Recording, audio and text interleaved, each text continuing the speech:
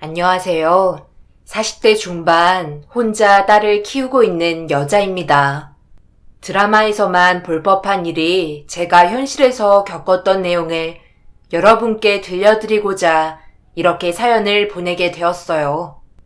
저희 부모님은 제가 20살이 되던 해 성격 차이로 이혼하셨고 엄마와 살게 되면서 아빠와는 연락이 끊긴 지 오래되었어요. 일찍이 독립해 아르바이트와 학업을 병행하며 바쁘게 살면서 졸업과 동시에 운이 좋게 작은 회사에 취업이 바로 되었고요. 엄마에게 짐을 덜어드리고자 고군분투를 하며 살다 보니 어느덧 나이는 20대 후반이더라고요. 저에게는 연애는 남 얘긴 줄만 알고 지냈고 이제 와서 남자를 만나자니 겁도 났었어요. 사회에서 만나서 친하게 지내던 언니가 그런 제가 불쌍하게 보였는지 어느 날 소개팅을 시켜주겠다며 저의 의사와 상관없이 약속을 잡아버렸죠. 어쩔 수 없이 소개팅 자리를 나갔고 그렇게 처음으로 남자와 단둘이 식사를 하며 대화를 해보았어요. 소개팅에서 만난 남자는 1살이 많은 연상이었고 평범하게 직장에 다니는 남자였고 첫 만남에 인상도 좋으며 웃는 모습이 아주 온화해 보이고 정말 자상했던 그 남자와 첫 만남에 서로 반해 연애를 바로 하게 되었죠. 연애 3년이 됐지만 항상 한결같이 저를 사랑해주고 자상한 이 남자와 결혼을 해야겠다는 마음이 들 때쯤 전 남편은 저에게 프로포즈를 하더라고요. 저는 프로포즈를 단번에 허락을 했답니다. 연애할 때 가끔 시어머니를 배웠을 때 느꼈지만 어머니는 저를 마음에 들어하지 않으셨어요. 그렇다고 반대를 하신 것도 아니었고요. 평소에도 어렵게 느껴졌던 어머니여서 그런지 결혼 허락을 받으러 가는 길이 멀고 긴장이 너무 되었어요. 드디어 집에 도착하고 떨리는 마음을 진정시키며 안절부절하니 전 남편은 저의 손을 잡아주었어요. 그렇게 전 남편 손을 잡고 집 안으로 들어서서 인사부터 드렸어요. 어머니, 저희 왔어요. 저녁은 드셨어요? 뭐 하고 계셨어요? 경이랑 상태 왔니? 그래, 할 말이 있다고. 무슨 얘기를 하려고 표정이 비장하니? 저희 결혼하겠습니다, 어머니. 허락받으러 왔어요. 허락해 주실 거죠?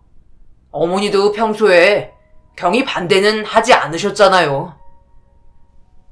그래 뭐 상태가 좋다면야 반대할 이유가 없지. 연애도 오래 했으니 거추장스럽게 상견례 거하게 할 게 뭐 있겠어?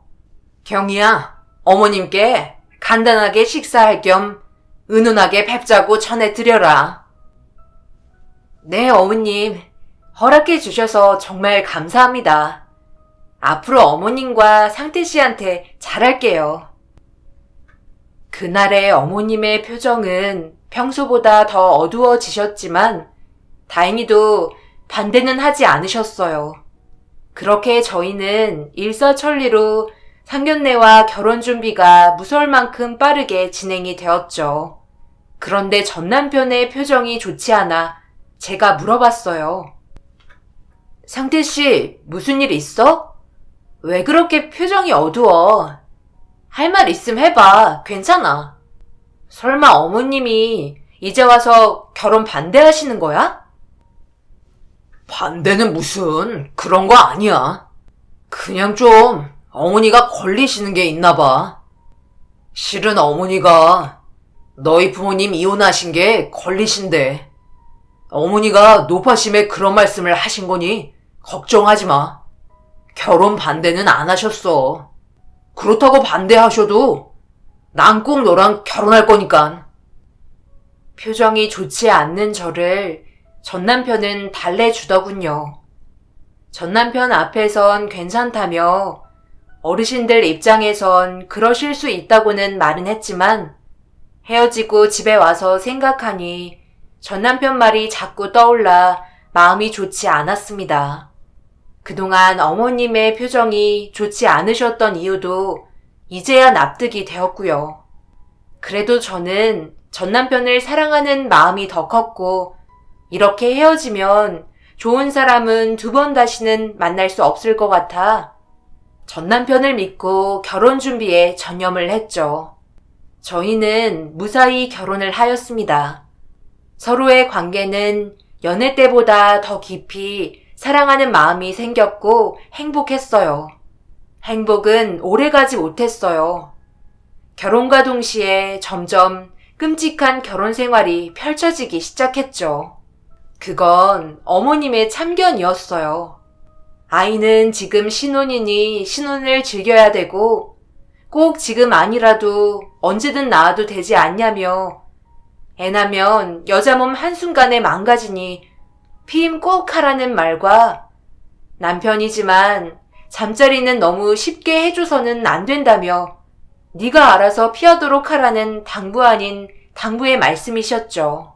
어머님의 말씀에 너무 어이가 없고 이해가 안 됐어요. 더 이해가 안 되는 건 전 남편의 행동과 말이었습니다. 아무리 아들은 어머니 편이고 장가를 가면 효자가 된다 하지만 어머님 말씀대로 밤만 되면 잠자리를 거부하거나 피임에 집착할 정도로 철저했어요. 연애 때는 나를 아껴준다는 명목으로 혼전순결을 지키자던 그였지만 이제는 결혼을 했고 아이도 낳고 싶은데 남편의 행동은 이해가 가질 않았죠. 분명 사랑하는 거는 알겠고 마음은 느껴졌는데 말이죠. 전 남편이 생각이 그렇다니 따르기로 마음 먹었죠. 뭐 사랑으로 살아가는 부부도 많으니까 언젠가는 남편도 달라질 거라는 기대를 품고 좋게 생각하기로 하고 신혼을 더 즐기고 당분간은 아이를 갖지 말자는 남편의 뜻에 따르기로 했어요.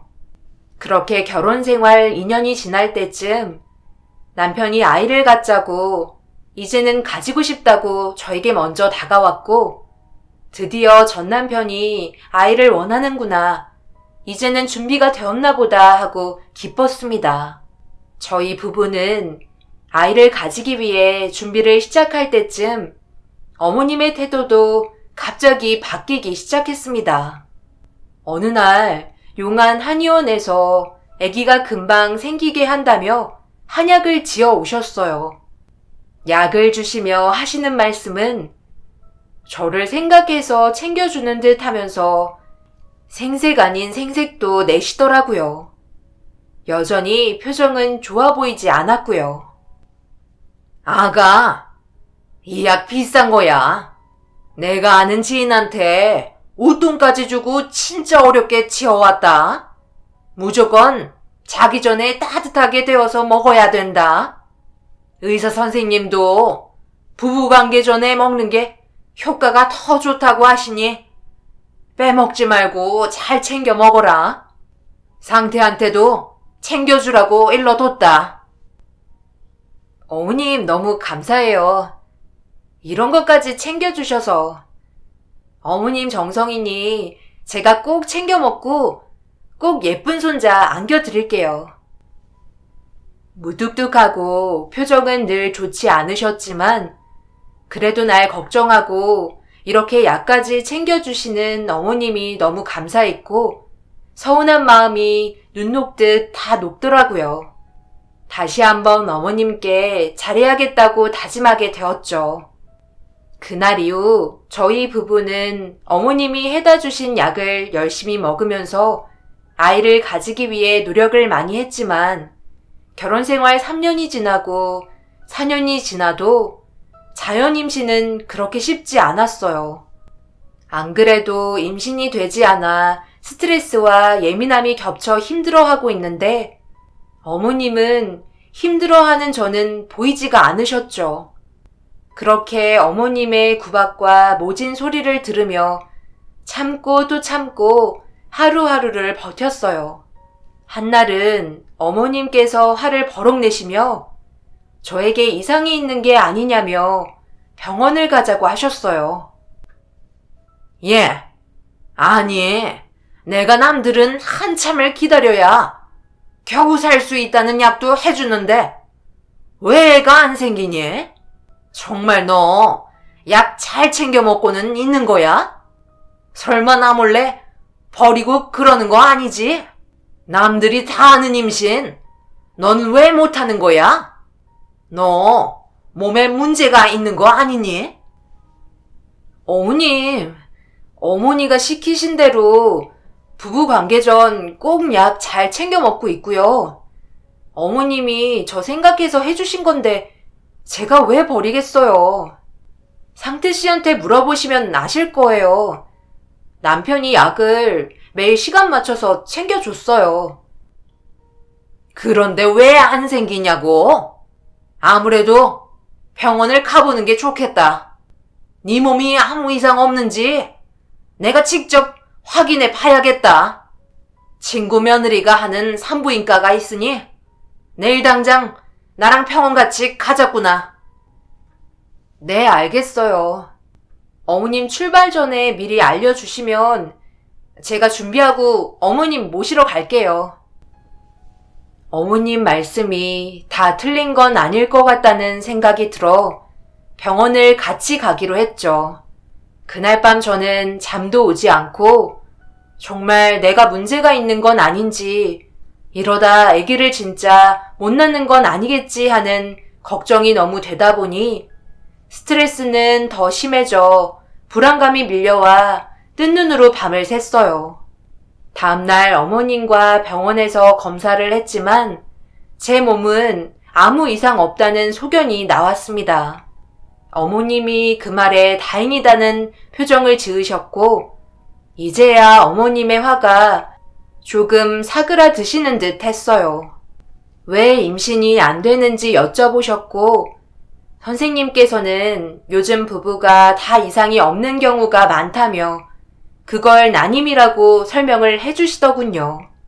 요즘은 그래서 시험관 시술을 많이 한다고 권하시며 시술을 시작하면 산모의 몸에 많은 무리가 갈 거라며 그걸 극복을 할 수 있겠냐고 하시더라고요. 누구보다 아이를 절실히 원했던 건 저였기에 힘들어도 참고 시험관을 시작하겠다고 했습니다. 그렇게 아이를 가지겠다는 목표로 힘든 나날을 혼자 견뎌야 했고 처음에는 남편도 옆에서 저를 보듬어 주었지만 시험관이 실패를 할 때마다 몸과 마음이 점점 망가져가면서 예민함이 극에 달하게 되었죠.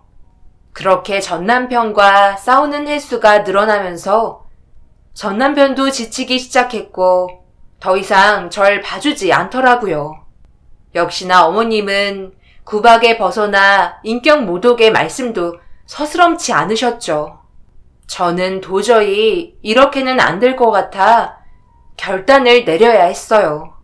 제가 미쳐서 어떻게 될 것 같았죠.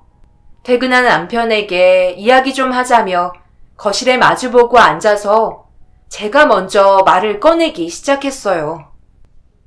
이렇게는 도저히 안 될 것 같아. 시험관 실패할 때마다 안 그래도 힘든데 어머님은 나를 너무 미워하시고 입에 담지 못할 말씀까지 하시니 못 참겠어. 우리 그냥 이혼하자. 당신도 예전 같지도 않고 이제는 우리 사이에는 희망이 없는 것 같아. 그래, 네가 원하는 게 그거면 그냥 놓아줄게. 내가 그동안 경이 너 못 챙겨준 거 정말 미안해. 처음에는 힘들어하는 너의 모습을 볼 때마다 나도 너무 힘들고 괴로웠는데 시간이 지날수록 나도 덤덤해지는 것 같더라. 아니, 어떻게 한 번에 알겠다고 해? 날 사랑하긴 했어? 잡는 척이라도 해야 되는 거 아니야? 당신도 어머님처럼 애 못 낳는 게 내 탓이라고 생각한 거야? 그래서 이혼 얘기 나오니 바로 알겠다고 하는 거 아니냐고. 상태씨, 이혼하길 내심 바란 거였구나. 경이야, 너 탓하는 거 아니야, 절대. 이제는 내가 지쳐서 그래. 그러니까 널 놓아줄 테니 스트레스 받지 말고 너 좋은 사람 만나서 잘 살아. 알았지? 좋게 시작한 대화가 끝내는 싸움으로 끝이 났죠. 더 이상은 저는 싸울 기력도 없어 서로 합의 이혼으로 대화가 마무리가 되었습니다. 다음날 저희는 어머님께 이혼하겠다고 말씀드렸더니 어머님은 내심 발에 오셨는지 환해지시는 어머님의 얼굴 표정을 본 건 난생 처음이었어요. 그러면서 제 손을 잡으시며 하시는 말씀이 정말 기가 찼습니다. 그래, 인연이 아닌가 보다 생각하고 각자 서로 더 좋은 사람 만나서 잘 살면 돼. 너희는 아직 젊잖아. 상태가 널 너무 좋아해서 어쩔 수 없이 결혼 허락했지만 언젠가는 이렇게 될 줄 알았다. 이왕 이렇게 된 거 내일 당장 법원 가서 이혼 절차 밟 거라. 그리고 경희야, 한 가지는 짚고 넘어가자꾸나. 우리 집에 시집 와서 애도 못 낳았잖니? 그리고 거기다 네가 이혼하자고 먼저 얘기했으니 위자료는 못 준다. 알겠지? 뭐라고요, 어머님? 애는 저 혼자 가지나요? 처음부터 지금까지 어머님께서 시키는 대로 다 하고 먹기 싫은 약 어머님 생각해서 참고 먹었어요. 어머님은 날이 갈수록 구박만 하시고 저 어머님 때문에 그동안 상처를 너무 받았어요. 어머님 책임도 있다고 보시지 않으세요? 왜 저한테만 잘못했다고만 하세요? 뭐라고? 너 말 이상하게 한다. 그동안 찍소리도 못하고 가만히 있더니만 이제 이혼한다니 눈에 패는 게 없는 거지? 어디서 어른한테 말대답이야? 그럼 너 애 못 낳는 게 내 잘못이라는 거냐? 그럼 처음부터 말하지. 이제 와서 왜 내 탓을 하는 거야? 어머님 탓하는 게 아니잖아요. 어머님께서 말씀이 너무 지나치시니까 그렇죠. 그리고 저 시집 와서 지금까지 상태 씨나 어머님께 최선을 다했고 위자료 받을 자격 충분히 된다고 생각해요. 그러니 저 위자료 꼭 받아야겠어요. 상태 씨, 말 좀 해봐. 왜 가만히 있는 거야? 상태 생각은 들을 필요 없다. 난 절대 경희 너한테 위자료 줄 생각 없으니까 꿈도 꾸지 말거라. 애도 못 낳는 너 따위한테 위자료 청구 소송 안 한 걸로 고맙게 생각해야지. 어디서 감히 위자료 타령이야? 돈만 밝히는 괘씸한 것. 다 꼴 보기 싫으니까 둘 다 내 집에서 당장 나가. 얼른! 애도 못 낳는다는 말에 저는 더 이상 어머님께 대꾸를 할 수가 없었어요. 어머님은 남편의 말조차 들을 생각 없으셨고 남편은 아무 말도 하지 않았어요.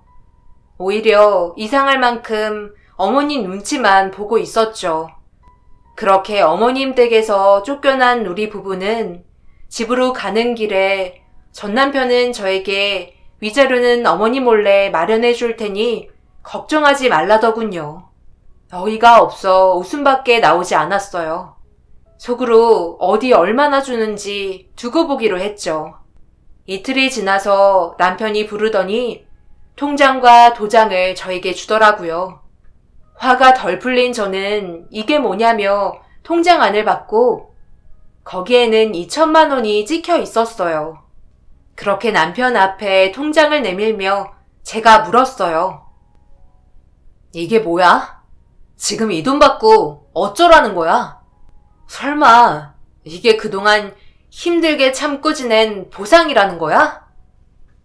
경희야, 더 많이 못 줘서 미안해. 어머니 몰래 내가 모아둔 거야. 내 능력이 이것밖엔 안 되네. 이거라도 어떻게 작은 원룸 월세라도 얻을 수 있을 거야. 이거라도 챙겨서 새로 시작한다 생각하고 마음 편하게 사는 게 좋지 않겠어? 뭐라고? 그걸 말이라고 하는 거야? 상태 씨는 왜 말을 못하는 거야? 그동안 내가 얼마나 어머님 때문에 힘들어했는지 잘 알잖아. 그런데 위자료 얘기에 당신은 왜 어머님께 말을 못해? 어머님 눈치를 보는지 이해가 안 돼. 그만하자. 더 이상 더 할 말이 없다. 그러니까 이왕 끝내는 거 좋게 마무리하자. 알겠지? 너무 덤덤하게 말하는 전 남편을 보니 더는 할 말이 없더군요. 저는 대답도 하지 않고 통장을 챙겨 방으로 들어가 버렸습니다. 저희 부부는 6년이라는 결혼 생활을 허무하게 끝을 맺게 되었습니다. 집으로 혼자 돌아와 짐 정리를 하는데 눈물이 났어요. 이렇게 되려고 그동안 힘든 거 다 참고 산 게 아니었는데 말이죠. 전 남편은 그 뒤로 집에 들어오지 않았습니다. 모든 걸 잊고 새로운 삶을 살기 위해 몇 푼 안 되는 돈으로 변두리에 작은 월세집도 얻고 이것저것 살림도 장만하면서 바쁘게 지내다 보니 몸이 좋지 않아 병원을 갔어요. 검사를 끝내고 선생님의 말씀이 믿기지가 않더라고요. 그렇게 원하고 간절히 바랬던 아이가 저에게도 찾아왔습니다. 기쁨도 잠시 전 남편에게 알려야 되는지 고민이 됐어요. 저는 한 달을 고민 끝에 정말 무모하지만 혼자 아이를 낳기로 결정을 했습니다. 친정 어머니는 무조건 반대를 하셨고 여자 혼자 몸으로 아이를 키우며 일한다는 건 무리라며 저를 설득시키려 했지만 제가 이 아이를 꼭 지키겠다며 고집을 피웠어요. 그렇게 친정 엄마마저도 연을 끊고 살게 되었어요. 막상 아이를 낳겠다고 고집 피워 지켜냈지만 아이와 살려면 돈이 걱정이 됐어요. 출산 전 아르바이트라도 하려고 찾아봤지만 아무도 저를 채용해주는 곳이 없었어요. 저는 결혼과 동시에 경력이 단절된 터라 정말 힘들더라고요. 그렇게 있는 돈이라도 아껴가며 아이를 만날 날만을 기다렸습니다. 그렇게 10개월 뒤 세상에서 이쁜 천사 딸 소희를 낳았어요.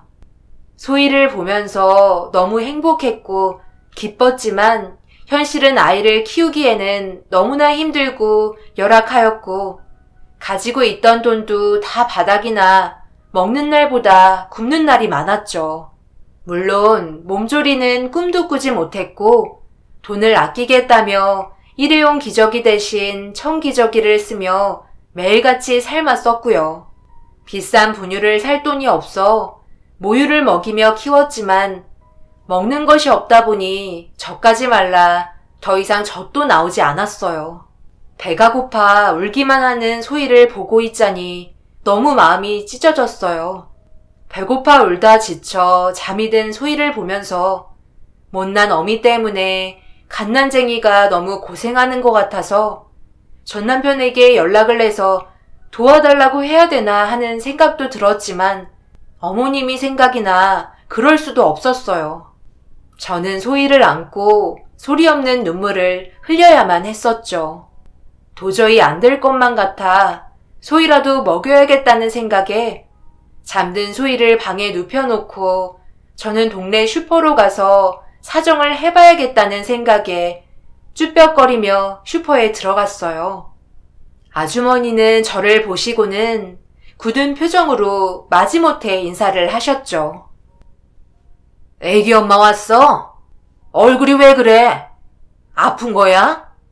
그건 그렇고 외상값은 가지고 온 거야? 애기 엄마, 이런 말 하기 정말 미안하지만 외상값이 너무 밀려 있어. 우리도 땅 파서 장사하는 사람 아니잖아. 다 안 줘도 괜찮으니까 일단 얼마라도 가지고 와야 우리도 뭐 다시 외상을 해주던 할 거 아니야. 안 그래? 아주머니 죄송해요. 외상값 아직 마련 못했어요. 제가 꼭 나중에 갚아드릴게요. 그리고 죄송하지만 저희 소희가 며칠째 못 먹어서 힘이 없어요. 분유 한 통만이라도 외상으로 해주시면 안 될까요? 이렇게 부탁드릴게요. 아니, 애기 엄마. 나도 애기 키우는 입장이고, 애기 엄마 사정 누구보다 잘 알지만, 해도 너무한다 생각 안 들어? 사정 봐주는 것도 하루 이틀이지. 취업해서 돈 준다고 한 지가 언제야? 소희가 아직 저렇게 어린데, 누가 애기 엄마 같은 사람을 써줘? 그렇다고 소희는 누가 봐줄 건데? 더는 사정 못 봐줘. 그러니깐 그냥 나가줘. 제발 소희 봐서라도 분유 한 통만이라도 제발 부탁드릴게요. 아주머니, 제가 이렇게 무릎 꿇고 빌게요. 제가 잘못이지 어린 소희는 죄는 없잖아요. 제발이요, 네? 나 원참 난감하네. 애기 엄마, 왜 이렇게 나를 나쁜 사람 만들어?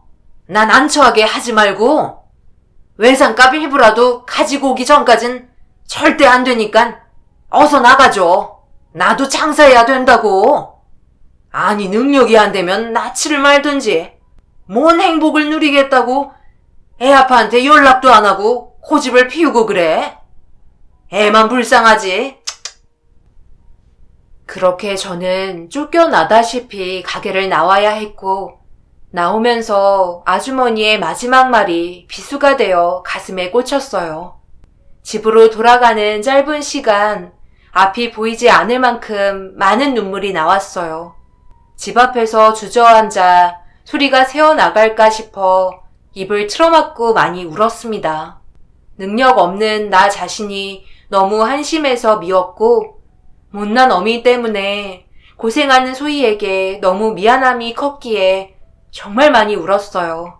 얼마나 울었을까요? 집안에서 소희의 울음소리가 들려 정신을 차리고 아무 일 없었다는 듯 웃으며 소희에게 달려가 안아주었어요. 조금 남아있는 쌀을 곱게 갈아 푹 끓여서 소희에게 먹였습니다. 그래도 착한 내 딸 소희는 배가 얼마나 고팠는지 그걸 넙죽넙죽 아주 맛있게 먹고는 배가 불렀는지 쌕쌕거리며 잘 자더라고요. 그 일이 있고 나서는 외출도 하지 않고 집에서만 지냈습니다. 남아있던 쌀도 다 동이 나고 며칠을 굶었는지도 모르겠어요. 배가 고프다 못해 감각이 없어지기 시작했고, 소희는 너무 굶어 울음소리조차 내지 못했고, 저 또한 정신이 혼미해지기 시작했습니다. 그때 어떻게 알았는지 전 남편이 저희 집으로 찾아왔어요. 전 남편을 보자마자 정신을 잃었습니다. 깨어나서 주위를 둘러보니 병원이더군요. 그때 소희가 옆에 없어서 놀라 깨면서 소희를 찾으며 전 남편에게 소리쳤어요. 내 딸 소희는? 소희 어떻게 됐어? 설마 당신이 소희 어디로 빼돌린 건 아니지? 얼른 데리고 와. 나한테 데리고 오란 말이야. 소희? 괜찮아. 선생님이 며칠 병원에서 안정 취하면 괜찮아진대. 근데 왜 말 안 했어? 아기가 생겼으면 나한테 제일 먼저 연락을 했어야 되는 거 아니야? 미련하게 왜 그렇게 살았어? 지금 시대에 영양실조가 말이 되는 소리야? 다시 어머님이 계신 그곳에 소희랑 나 들어가는 게 너무 싫었고 끔찍했어. 무엇보다 너무 변한 당신 때문에 더는 믿질 못하겠더라. 그래서 혼자 나와서 키우기로 결심한 거야. 내 딸 너무 예쁘더라. 경이야, 우리 재결합하자. 나 마지막으로 믿어주면 안 될까? 이제는 너랑 소희만 생각하면서 더 잘할게. 우리 딸만 생각하자. 그래도 하늘이 우리 서로 다시 이어주려고 소희 같은 예쁜 천사를 보내주신 거잖아. 어머니께 아기가 있다고 말씀드리니 너무 기뻐하시며 바로 병원으로 오신다고 하셨어. 아이고, 아가. 왜 진작 연락하지 않았어? 내가 미안하다. 정말 이렇게 힘들게 살고 있는 줄 알았으면 내가 진작 찾아서 너랑 내 손녀 고생시키지 않았을 텐데. 정말 미안하다, 아가. 상태야, 경이 몸은 괜찮대? 선생님이 뭐라 하시던 내 손녀는 괜찮은 거야? 정말 괜찮은 거 맞아? 큰 문제는 없는 거 맞지? 네, 어머니. 경이랑 소희는 영양실조가 심해서 며칠 병원에서 안정을 취하면 괜찮아진다고 하네요. 너무 걱정 안 하셔도 돼요. 제가 옆에서 간호 잘할 테니 어머니 너무 걱정 마세요. 아이고, 하늘이 도왔다, 정말. 영양실조라니 내가 이러고 있을 때가 아니지. 일단 우리 며느라기 몸부터 추스려야 되니 보양식이라도 만들어서 와야겠다. 근데 아기면 애는 된다니?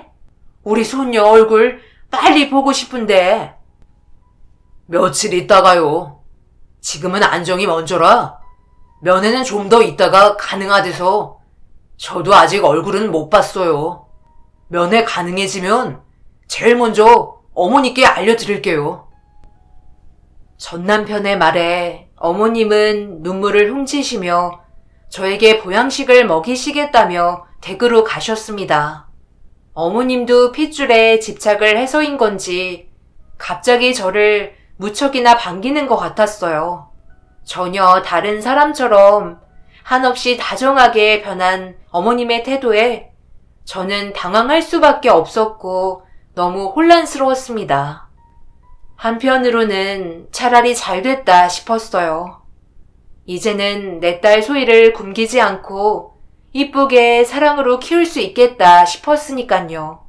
어머님과 전 남편은 저와 소희의 몸이 회복이 되는 대로 재결합을 원했고 저는 소희만 생각하며 재결합하기로 했습니다.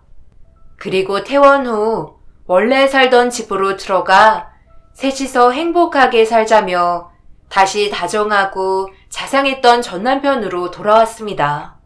그리고 얼마 후 어머님은 손녀도 생겼으니 아이가 크면 아파트보다는 뛰어놀 수 있는 마당 있는 집이 좋지 않겠냐며 한 전원주택 사진을 보여주셨어요. 사진 속의 집은 너무나 크고 예뻤고 마당도 넓어 보였어요. 남편은 그러자며 좋아했고 저 또한 나쁘지 않아 알겠다고 했습니다.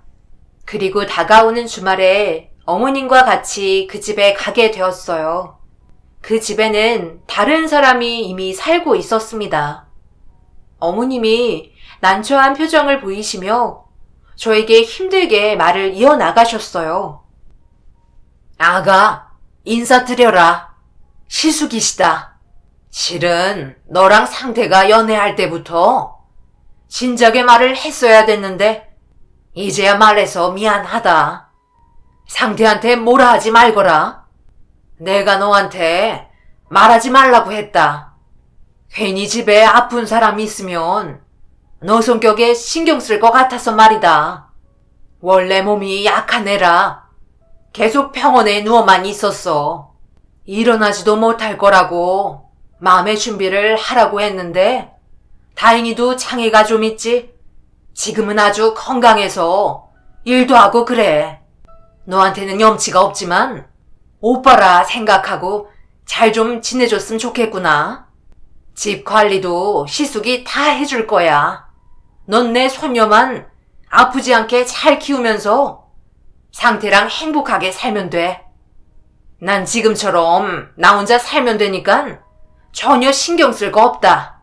손녀 보고 싶을 때 미리 연락하고 오마. 알았지? 네, 시숙님이랑 같이 살으라고요?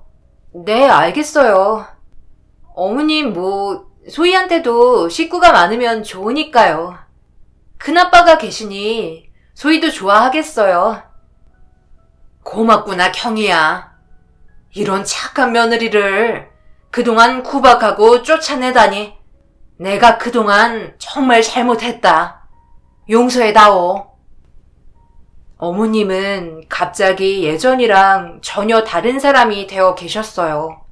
평생 사과하시는 걸 모르시던 분이 저에게 용서를 구하시는 게 어쩐지 마음이 짠했습니다. 무엇보다 저를 바라보시는 표정과 눈빛도 달라지셨고요.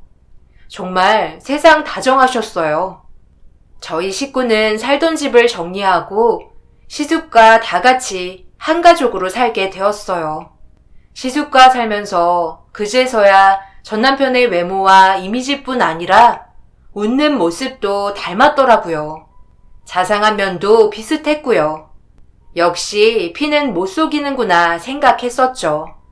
단지 청력과 말씀이 어눌하실 뿐 누구보다 성실하시고 마음이 착하셨어요.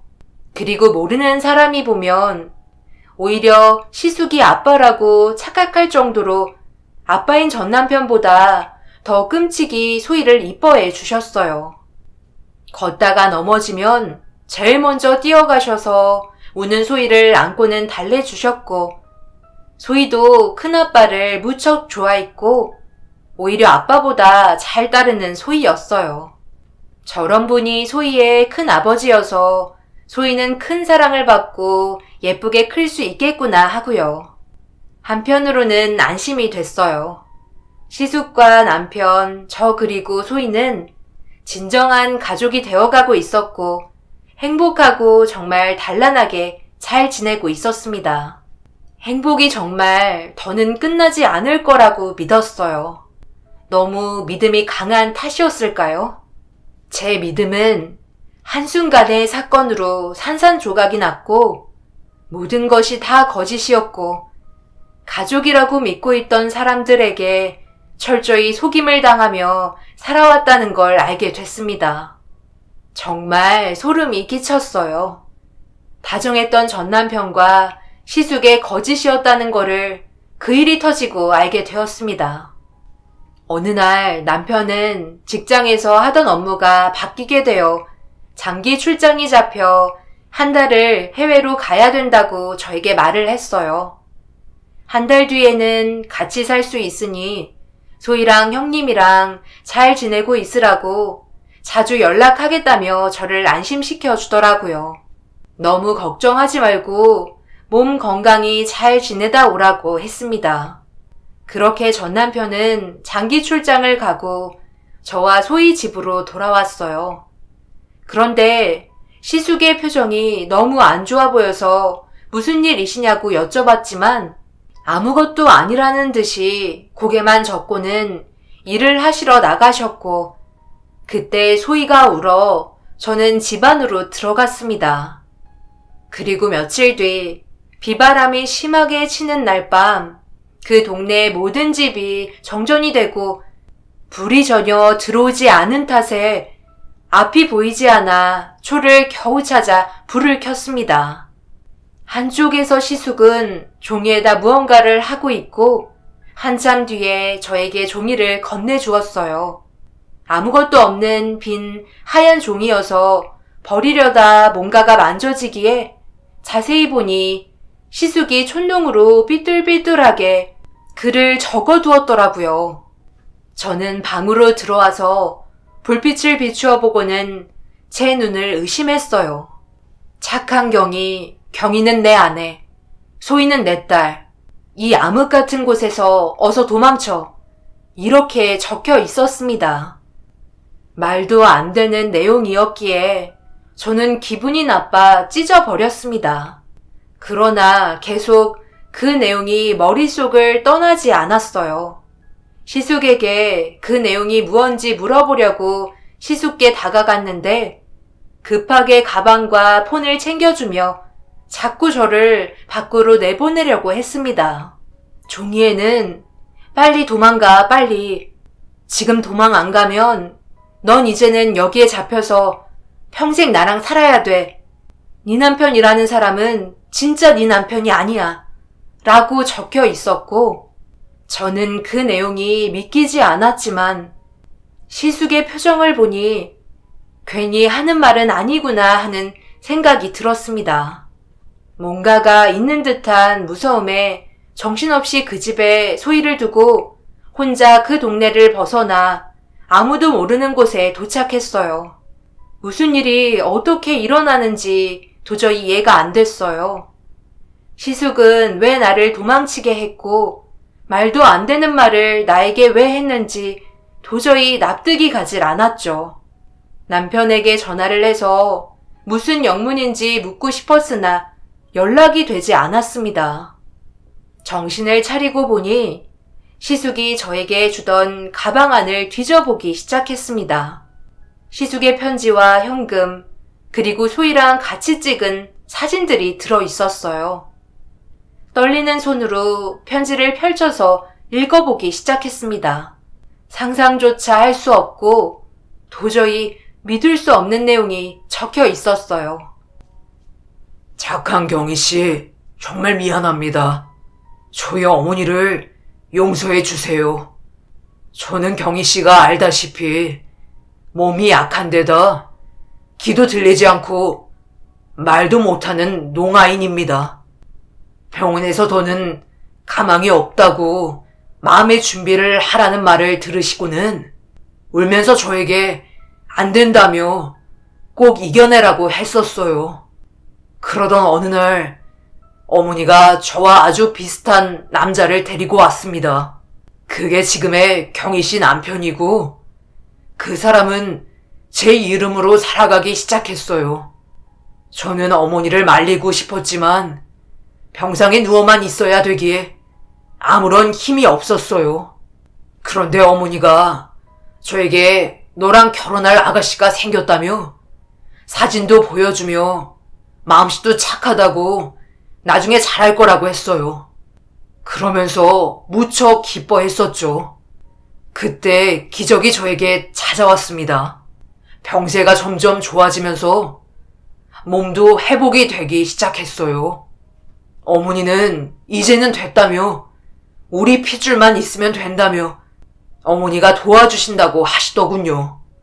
또 무슨 일을 벌이시려는지 걱정이 되기 시작했어요. 경희 씨가 의심하지 않게 약을 지어서 임신이 안 되게 막으신 듯해요. 경희 씨가 먹었던 약은 임신이 안 되게 막는 약이었어요. 그래서 시험관으로 유도를 하기 위한 계획이셨나 봐요. 어머니의 계획대로 경희 씨가 시험관을 하겠다고 하셨고 저의 정자를 그 남자에게 주어 마침 자기 것 마냥 간호사에게 건네주어 경희 씨에게 주입하게 되었습니다. 어머니 계획대로 실패하니 경희 씨를 끝내 내치시더군요. 어머니는 이혼 후에도 경희 씨를 몰래 감시하시는 걸 알게 되었고 아이가 있다는 소리를 들으시고는 힘들면 분명 경희 씨가 먼저 연락할 거라며 기다리고 계셨어요. 경희 씨와 소희가 영양실조로 실려갈 때까지 아무렇지 않게 제 대역을 다시 부르시고 재결합을 하게 잘 달래보라며 다시 일을 꾸미고 계시더군요. 저는 모든 사실을 몰래 엿듣고는 어머님을 말리려 했지만 이미 어머니는 여기까지 어떻게 왔는데 소희를 꼭 데리고 오겠다며 고집을 피우시는 바람에 도저히 말릴 수가 없었습니다. 같이 살면서 저에게 보여주셨던 친절한 예쁜 경희 씨를 보면서 죄책감 때문에 너무 힘들었어요. 그리고 소희에게 부끄러웠어요. 떳떳하지 못한 아빠의 모습을 보이고 싶지 않았습니다. 비 오는 날 제가 내보낸 건 정전이 되어 어머니가 몰래 설치한 카메라들이 작동이 되지 않아 그때가 기회가 아니면 도와줄 수 없을 것 같았어요. 부디 어머니께 잡히지 마시고 잘 살길 바랄게요. 소희는 어머니가 포기하지 않을 겁니다. 저와 어머니가 잘 키울 테니 걱정 마세요. 이제 와서 용서를 구한다고 경희 씨가 용서 못하실 거 알지만 그래도 제가 경희 씨께 해줄 수 있는 게 이것뿐이라 죄송합니다. 경희 씨와 지난 시간 행복했어요. 잊지 않을게요. 정말 정신이 혼미해지더라고요. 세상에 이게 현실이 맞는지 너무 무서웠습니다. 아니, 끔찍했어요. 소희는 이제 어떻게 해야 될지 걱정도 됐지만 그래도 아빠가 누구든 제가 뱃속에서 10달을 품어 낳은 내 소중한 딸이어서 도저히 포기가 안 됐어요. 그리고 혼자 두고 저 혼자 도망친 게 계속 죄책감이 밀려 들었습니다. 그러나 가면 분명 무섭고 끔찍한 시모의 손에 붙잡혀 시숙이라고 알고 지낸 남자와 평생을 같이 살아야 될 것 같아 겁이 났고 무턱대고 가질 못하겠더라고요. 그렇다고 그냥 있자니 소희가 너무나 보고 싶고 걱정되었습니다. 앉아서 지난 날을 생각하며 퍼즐을 맞추듯 하나하나 맞춰 나가면서 이해할 수 없었던 어머님의 행동들, 왜 그토록 결혼하자마자 온갖 참견과 피임에 집착을 보이셨는지 맞춰질 때마다 저는 미친 사람처럼 울면서 소리를 질러대기 시작했어요. 그리고 뜬 눈으로 밤을 지새우고 날이 밝자마자 경찰서로 향했습니다. 시숙이 남긴 편지를 들고 제 딸 소희를 찾기 위해서요. 증거는 시숙이 남긴 편지 내용뿐이었지만 세 사람을 도저히 용서를 할 수가 없었습니다. 저는 몇 시간의 참고인 조사를 받으며 악랄한 시모와 돈을 받고 시숙의 아바타로 살았던 사기꾼, 그리고 모든 걸 알면서도 방관한 시숙을 고소를 했습니다. 무슨 짓을 해서라도 소희를 그 집에서 데리고 나오겠다고 다짐하며 다시 조용히 숨어 지내고 있었어요. 그리고 며칠 뒤 사기꾼과 시모가 경찰서에 붙잡았다는 연락을 받고 경찰서에 찾아갔어요. 경찰서에 들어서자마자 시모와 사기꾼이 나란히 앉아서 조사를 받고 있는 뒷모습이 보이더군요. 눈물이 나오는 것을 꾹 참고 시모 옆으로 다가가 내려다 보았습니다. 시모는 저에게 미안한 표정도 없이 절 흘겨보시더군요. 한숨을 내쉬며 시모에게 물었어요. 어머님, 저한테 왜 그러셨어요? 그동안 저 가지고 노시니 즐거우셨어요? 그렇게 저 사기꾼까지 돈으로 매수하시면서 핏줄에 집착하셔야 하셨어요? 시숙께서 다 말씀해 주셨어요. 어머님이 비싸게 웃돈까지 줘가며 지어주셨던 약이 아이가 안 생기게 하는 약이고 그게 시험관으로 유도하기 위한 계획이셨다고요. 아이가 안 생겨 어머님과 상태 씨에게 얼마나 죄책감을 가지고 살았는지 알기나 하세요? 온갖 어머님의 모진말까지 들어가며 미칠 지경까지 왔지만 그래도 최선을 다해 참으면서 아이만 낳으면 괜찮아질 거라고 착각하면서요. 그렇게 저는 힘을 다해 버텼다고요. 경희야, 솔직히 너가 저 사람 좋다고 먼저 빠져서는 왜 나한테 그런 소리를 하니? 네가 저런 남자 안 좋아했으면 이런 일도 없었고 결혼도 하지 않았을 거야. 안 그래? 너 소희 안 볼 거야? 보기 싫은 모양이지? 너 고소 치하 안 해주면 평생 소희 얼굴 못 보게 내가 꽁꽁 숨겨버릴 거야. 너가 못 찾게. 그러니 얼른 고소 치하하고 상태 곁으로 와. 예전처럼 오손도손 잘 살면 되잖니? 아니 뭐라고요? 지금 그걸 말씀이라고 하세요? 나 완전 기가 막혀서. 소희 어디 있어요? 어린 게 무슨 죄가 있다고. 빨리 소희 있는 곳 말씀하세요. 누가 뭐라고 해도 소희 제 딸이에요. 어머님이야말로 소희 볼 자격 없으세요. 그러니 제가 데려가서 키울 거예요. 돈도 없어서 애를 굶겨 영양실조 만들어 놓고 어디서 애를 데리고 간다고 하는 거야? 말도 안 되지. 또 데리고 가서 영양실조로 애 잡을 생각이니? 그럴 거면 차라리 아빠인 우리 상태가 키우는 게 낫지.